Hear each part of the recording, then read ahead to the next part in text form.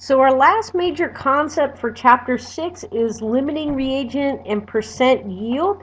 And so after we discuss this, then we'll do some worked problems for all of these different sections so you can get a little bit more practice with these concepts. So the amount of the product that's actually formed in a chemical reaction is going to be somewhat less than the amount that you predict by theory or by doing your calculations from your grams to moles to grams conversions.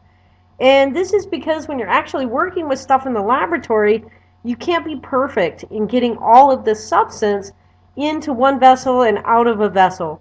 So like if you're weighing something out at the balance, maybe you don't get it all transferred from the weigh boat into the flask. So you might lose a little bit there.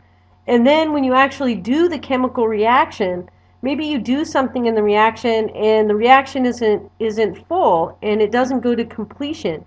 Maybe you didn't heat it long enough, or maybe you didn't wait long enough for the reaction to occur. We saw that with some of our precipitation reactions in the last lab, that they didn't actually show up in the first couple of minutes, that we actually had to wait about 10 or 15 minutes for the reaction to actually take place.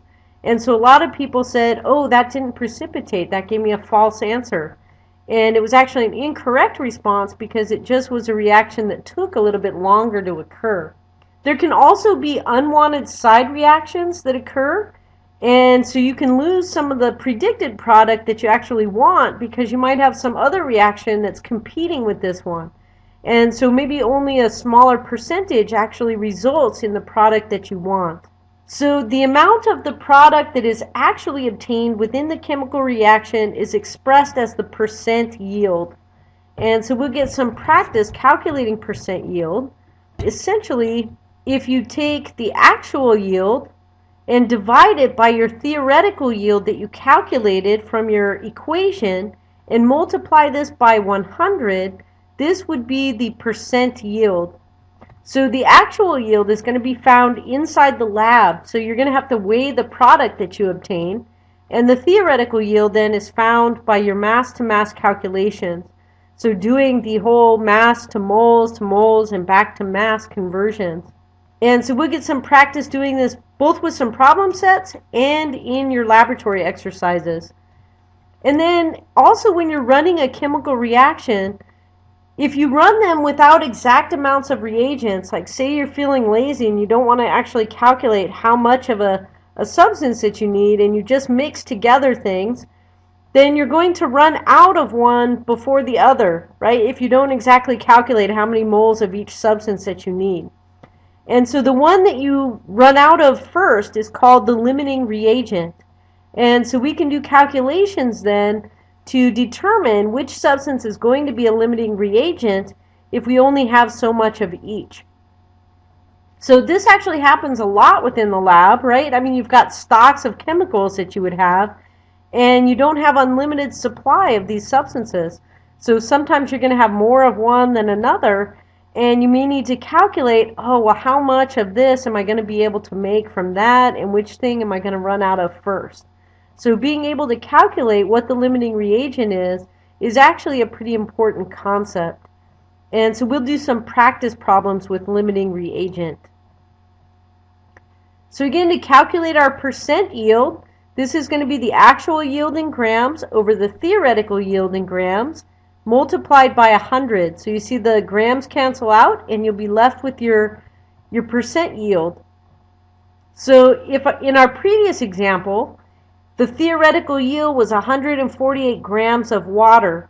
So if we only actually produced 104 grams and we weighed that in the lab, we could calculate our percent yield.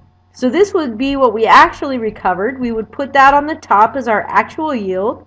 This is what we expected to get out, but maybe we spilled some along the way, or we weren't very careful and some of the gas escaped and it went up into the atmosphere instead of being used to make our water molecule.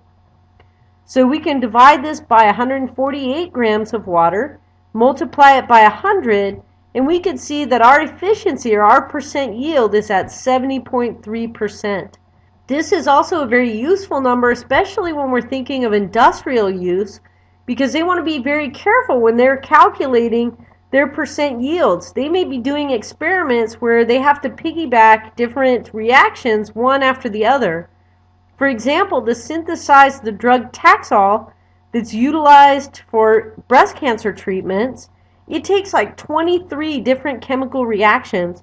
If you're only getting 70% conversion at each step, you could start with like 100 grams of your starting product, and you might only end up with like 1 gram of your product at the end.